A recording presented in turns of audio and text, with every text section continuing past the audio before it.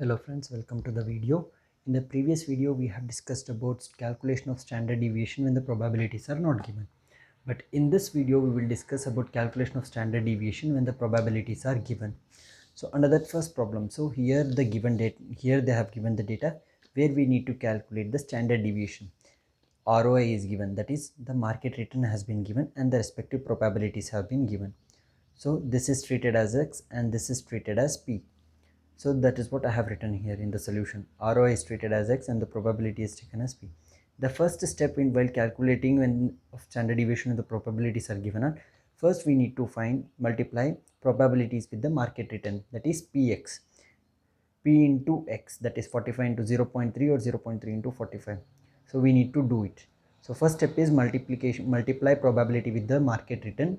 We will get the X bar, the 51.2 what we have got here. Okay, what we were doing in the previous when the standard deviations are in calculating standard deviations, so we were dividing by sigma x by n, right? Here we need no need of that calculation, because when you multiply probabilities with the market return, automatically we will get the arithmetic mean, we will get the X bar.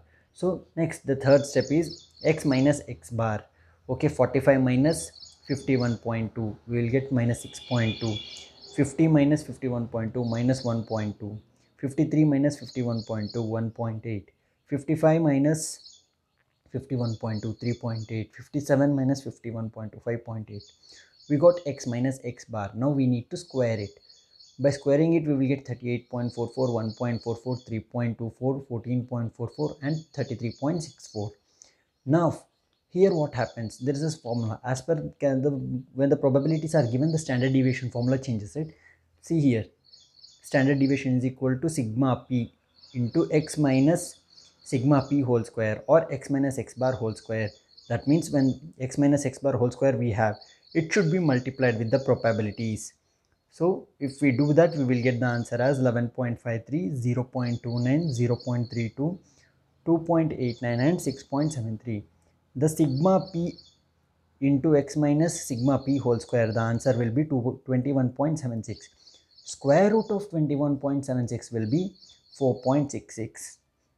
Okay, I repeat, while calculating the standard deviation when the probabilities are given are, first step is to multiply probabilities with the market return, that is X. We will get X bar. Okay, then deduct it with market return, that is market return minus arithmetic mean, we will get X minus X bar. Then X minus X bar whole square. Then whatever the X minus X bar whole square you will get, multiply with it with probabilities. So we will get p into x minus x bar whole square, or p into x minus sigma p whole square we will get. Okay, so after getting the answer, square root it, we will get 4.66. Now coming to the next problem, second problem number second. There are two alternative plans which are given in the problem. So project X and project Y, they have given the market return, that is net profit, that is treated as market return X, and the probability is same, net profit in crores, treated as market return and probabilities. So first step is copy down X and P of both the projects. First step is to multiply probabilities with the market return, that is 40 into 0.10, 41.0120. We will get minus X bar as 42.6 in case of project X. Now deduct it with market return, we will get minus 2.60, minus 1.60, minus 0.60, 0.40, 1.40 and 2.40. Okay, now after getting X minus X bar, square it. So once you square it, then multiply it with probabilities, we will get final answer, that is P into X minus X bar whole square. By adding those, sum of those, we will get 2.45. The standard deviation of 2.45 will be 1.56. I repeat, the first step is note down the probabilities and the market return, multiply with market return with the probabilities, we will get arithmetic mean. Then find X minus X bar. By deducting with the market return and the arithmetic mean, we will get X minus X bar. Then whole square it.